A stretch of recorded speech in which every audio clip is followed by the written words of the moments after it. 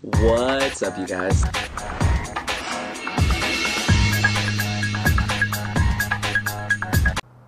Floodgates, floodgates, floodgates. The bane of every Yu-Gi-Oh player's existence. And that's what today's video is about. These are the best floodgates in the game. Yeah, I know, we're actually doing this kind of video, you guys. I feel like as much as we can't stand floodgates, they are a necessary evil.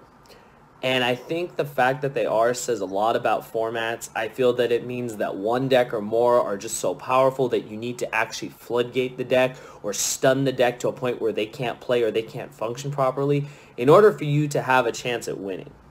Now, I know this happens every format. I know that people just honestly just complain and complain and complain about floodgates, and I think we're all guilty of that, myself included. But I think this needs to be made like real like public knowledge to everyone. Like, you need to know what the best floodgates are in the game so you can prepare for them if you're one of the decks that's trying to get floodgated out, or you can use them to your advantage. One thing I'll say is, as much as I'm against floodgates, you have to run them. You have to run them, and you know, if you try to be, I guess the word is noble, and not run them, and your opponent runs them and they floodgate you and you don't have an out, you probably lost. Now, I know it's not the best practice, but I feel like sometimes our side decks need to have floodgates. Sometimes our main decks have to have floodgates. It really comes down to, you know, the meta. It comes down to a lot of things, and these are going to be the best floodgates. Now, I've broken these down. They're in no particular order. You know how these videos go. No particular order. I'm not telling you how many there are. This is, you know, shout out to you guys. You subscribers are amazing. I love you guys. You guys came up with an amazing list. I picked out the best ones that I thought were really relevant. There are some on here that I'm not going to mention, and the reason is I'm only focusing on our current meta. Our current meta, this is what you're going to see at the regional level, YCS level, national level, etc., currently in this format. And I think by addressing this, we get a lot more knowledge about it. So without further ado, we're going to start with Rivalry of the Warlords. You guys should know this. Like, I've talked about Rivalry over and over and over again. And I feel it's a card that, as powerful as it is, I feel like it has lost some steam. I think the card is very good against decks, or it used to be good against decks like Goki. And Goki is still around, like, don't get me wrong, Goki is still around, and, you know, like, wild combo decks are still around. However, one thing I have noticed, and this is probably a very common thing a lot of people have noticed, I played against multiple Rongo Bongo decks, and they're just a crap ton of warriors, you guys. Like, I mean it. Like, they'll go Connector, Aqua Dolphin, Isolde, Phantom Knight. You know, they start climbing, and if you notice something, like, a lot of the stuff they end on, the Phantom Knight link, it's all warriors. Like, it's all warriors, and it kind of sucks because you sit there with the Floodgate, you're not sure when to flip it. I think the only ideal time to flip it is when they go Summon Sork. And a lot of times, if they've already progressed to the level of Summon Sork, you're probably so far behind that the Rivalry of the Warlords can kind of hinder you. Now, I know what you guys are thinking. Oh, that's so good, though, because then, you know, they're locked out. Yes and no. It really comes down to what they're playing in their main deck. And you already know that Game 2 and Game 3, if they anticipate a Floodgate coming in, depending on what deck you're playing, you best believe they're citing cards like Twin Twisters and any other Prankatops or any kind of form of removal.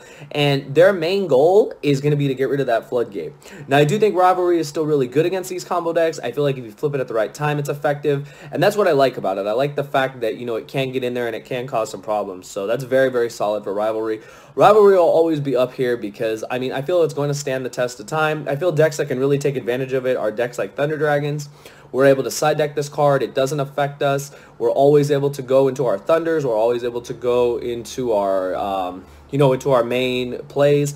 And I think that that's what I really like about it. I think because I am playing Thunder Dragons, I feel it's one of the best cards. Same with Ultrageist. You're able to really utilize Rivalry of the Warlords. And it does hurt several decks in the format. It's okay against Sky Striker. You have to flip it preemptively, though, because the minute Ray comes out, you make sure that it's flipped before Ray even comes out, because if you don't, they're able to just cycle through their machines and still get their advantage, and it sucks. Trust me, it sucks. So just remember that, and you'll be good to go.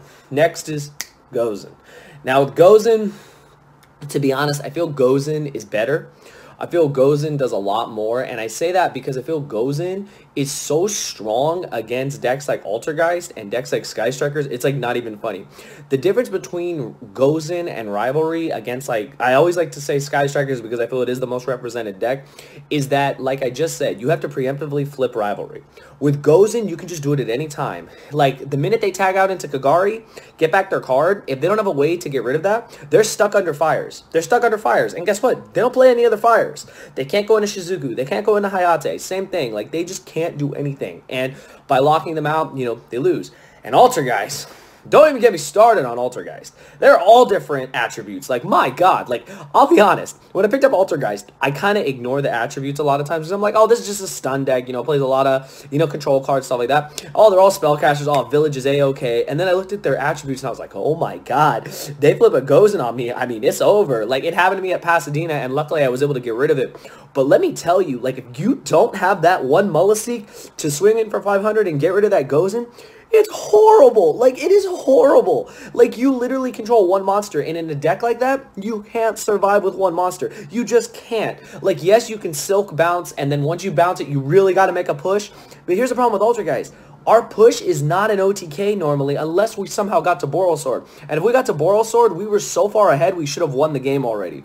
So remember that. Gozen just destroys Ultra, really good against Sky Strikers, and it's actually good against Thunder Dragons. I got a Gozen flipped on me, and I couldn't go into Colossus. And trust me, that sucks. When your main play is to go into Colossus, because a lot of times you go into Colossus, then you use that Colossus to go into Titan, you can't do it. Like, you can't do it. And I'll tell you right now, it really slows the game down when they flip a Gozen. So Gozen is actually, like, a lot of people thought, oh, I can play Gozen in Thunder Dragons. You can, but be warned. Like, if it gets flipped against you and you're just starting out your combos, you can't even go into Colossus. That's a problem. Now, yes, you can go into Titan, and yes, you can Titan pop that card, but if they chain block you, it sucks. So just remember that. But Gozen, extremely strong, really good against the format. I really like it because, like, you go against, like, Trickstar Sky Strikers or something like that, you can flip it. Rivalry, same thing. You know, you're able to, you know, just lock out when they're playing multiple engines. So Gozen's always solid. Next I have, and I have to talk about this one, There Can Be Only One. So this is solely if you are a Sky Striker player. This card is like your best friend. I feel this Floodgate was tailored to Sky Strikers because they're nothing but a 1v1 deck half the time. Let's cut the crap. Like, they really are, we'll summon one monster. We'll summon one monster. And that's how they win. They have so much control aspect and so much, you know, they have, like, enough, like, recurability to get back all their spells. You know, just play a 1v1 game, keep swinging with Hayate, keep adding back with Kagari, keep lowering your monsters with Shizuku. Now, what I really like about this card in the deck is that it limits you completely. If your deck is like a deck that is all of one type, you're screwed. Like, Thunder Dragons, you can control only one Thunder monster, and you can't attempt to, you know, change it. Like, you would actually have to crash your guy and then somehow get to Colossus. And I'll be honest, it's not an easy thing to do. And we already know, one Colossus, not enough to beat Sky Strikers unless they just bricked. But this card, I feel, is really tailor-made to that deck. Really good against Geist, really good against pretty much every deck. You know, it's not good, obviously, in the mirror, but it's amazing because it locks the opponent into one monster. And when you have, I've said this many times in many videos over the years, when you make your opponent play at your pace, you're going to win. And I think that's what makes this card so powerful, is that that's exactly what it does. It really just slows the tempo down to Sky Striker's tempo. And you guys already know, what deck has better tempo? What deck can just go engage, draw a card, search, search, search, activate, you know, and just get all this advantage. And then you're just stuck with one monster. And I mean, it really sucks. But this card, be aware, every Sky Striker deck is going to have this card, so prepare accordingly for this card. Next, I have a personal favorite, Summon Limit. I've talked about this card multiple times. I really like this card against, mostly just against the Rongo and the Goki decks. Now, I know you could put them in the same category. You could put, you know, you could have Gumblar Loop here. You could have Rongo here. Sometimes they do both, which is scary as hell. Sometimes it's Goki, Rongo, etc. We're just going to say combo decks for the sake of the video. What I really like about Summon Limit, there are a couple things. Number one, it is a Floodgate, so it does stay up, face up. Number two, what I really like about it is that it checks the field. It makes it to where once they summon twice, that's it. When they go Special Junk Forward, Normal Summon Warrior, Flip Summon Limit, they're done. They can't go into Isolde. They can't go into, you know, whatever combo they're trying to do. They can't even make a Phoenix to out it. They're done. that buys you a turn. If you're playing a deck like Thunder Dragons, you can OTK. It's amazing. If you're playing a deck that literally lets you build your advantage back, the card is insane. I think it's really underrated. I think that people are starting to pay attention to the card, but I feel like it was definitely a powerful card. Like when we played Mech Knights, we played that card. The card was nuts. When we played, I did try Summon Limit with Thunder Dragons because I can still, summon one, discard, ditch off for Colossus. I'm fine with that. If I have a Colossus in the summon limit, they're not winning, so really powerful. But I think overall, it's a card that should definitely not be ignored. It's another really good Floodgate option if you're not trying to limit attribute or type, but you're just trying to limit summons altogether. I know, like, no pun intended. Summon limit limits your summons. I mean, boom, who would have thought? But yeah, definitely a really good trap card that I think a lot of you guys should pay attention to, and an extremely cheap trap card. They're like $1 a piece for the regular commons, so just a little budget market watch in there. But yeah, Summon Limit, definitely an amazing card. Next, I have Imperial Order, and I put Imperial Order because this card, like, let's face it, this destroys Sky Strikers. End of story, end of discussion on Imperial Order. Flip this card, you win. Not only that, it's broken. Obviously, it's broken against Sky Strikers. It's also really solid against, I think, a plethora of decks. Now, I say this because every good deck in Yu-Gi-Oh! Needs spells. Like, at one point or another, they need spells, unless, like, their hand is just bonkers. Like, the Rongo deck, like, when they made Rongo against me, I noticed one thing. They either had Soul Charge, Reborn, or something, and it was a spell. Goki Rematch. So you see, one of those, like, Reborn spells, and I know Bell is really good against that, but when they have that card, and you can just cut them off from that, it changes their whole play. Now, I know what you guys are thinking. Slim, if I go first, I open like a monster and an order, is it enough? Maybe. I'm not going to sit here and say that it is enough every time, but maybe. You might be able to do that. Now preemptively, they might be go into Phoenix, pop the order, but you might have a counter for that, or they might not be able to get to the Phoenix or something like that, depending on what's in your hand trap-wise, etc., etc. But I think overall, I really liked Order. I used it against Thunder Dragons because I personally felt like, if you're going to out my Colossus, you have to use an Instant Fusion. If you're going to out my Colossus, or start your combos, you got to go Brilliant Fusion, Instant Fusion, Reborn, Gold Sark. There's all these cards. And if I've already established my 3 fusions, I just flip Order. I mean, I don't see how you play. Like, I really don't. So it's a card that I feel like, yes, it's an auto win against Strikers. Yes, I feel it should be a staple this format, but you can also look to how good it is against pretty much every deck in the format except Alter Guys because they play like 3 to 4 spells. So terrible against Guys, but they're broken with it. If they flip Order, Chain Faker, game's over. So just remember that Order, really solid card. Next, I've got Anti-Spell Fragrance. Now, I know this card has gone down in popularity, like, let's face it, it has, but it's definitely a card you should still be aware of. I've seen people still cite it. I think it's still really good against Sky Strikers. I think it's still really good against decks that, are relying on spells to get their engine started. This card is the nuts against Pendulums, and I know people are thinking Pendulums. Pendulums are everywhere, you guys. Like, I played them at locals. They got second, I believe, at the ARG. Like, they're everywhere again. And the reason is because the deck's good. Like, the deck is really good. Like, you pen summon every time. You soul charge every turn. Not only that, like, there's so many crazy ways you can go.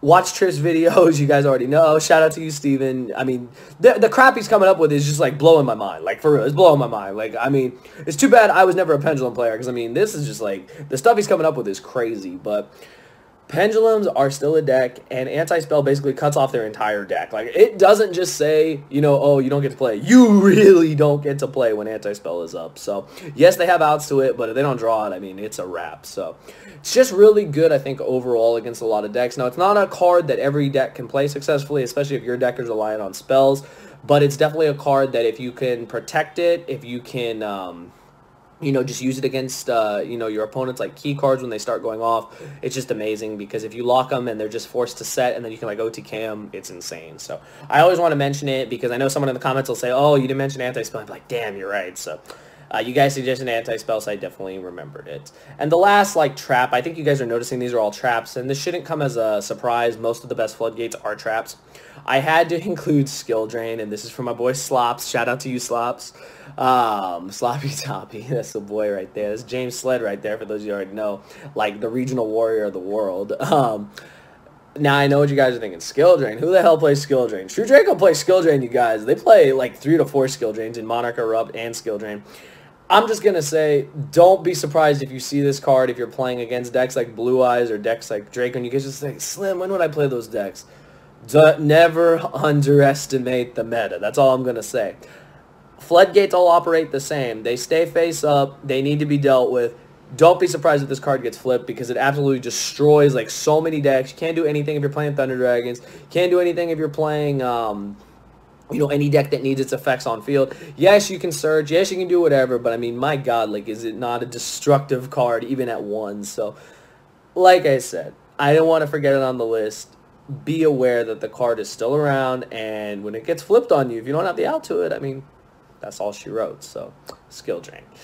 Now, the last of these are monsters, and you know, like, I couldn't really find any spells I really wanted to talk about. There's cards like Deck Lockdown. There's cards that people talk about, but they're not cards that I really see this format.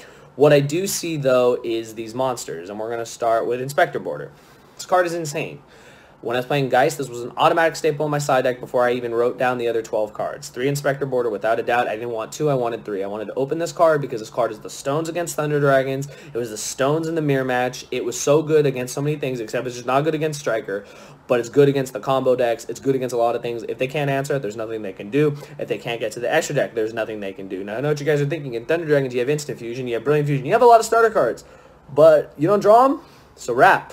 Like, it's just a wrap. Like, the game's over. Like, that thing will swing 3 or 4 times and the game is over. Or you'll summon a couple monsters and, you know, just attack and, you know, game's over. Like, Inspector Border is a hell of a card, and I don't want you guys to be caught off guard by it. It's one of the best stun cards around, so definitely pay attention to this, because if you're playing against Altergeist, expect that card to come in games 2 and game 3, so just to keep you guys up to date. Next, I have Vanity's Fiend. The Vanity's Fiend, very simple. It's Vanity's Emptiness. You just tribute for it. This is a card you might see in Burning Abyss. I think this card's really strong. Its ability to just, you know, sack off a monster. Vanity's Fiend, what are you going to do? Not much you can do. So be aware, monsters like this, and its next counterpart, Majesty's Fiend, same thing. I feel the Burning Abyss decks are the decks that take the most advantage of this, since they just spare out so many monsters and then they just tribute off and then you can't really do anything.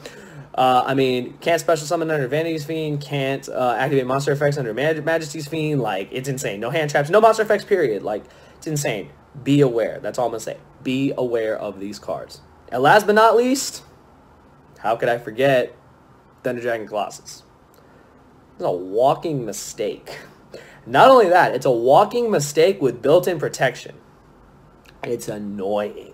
I know what you guys are thinking, Slim, you're happy because it's Thunder Dragons. Yeah, but in the mirror, sometimes a Colossus against you sucks.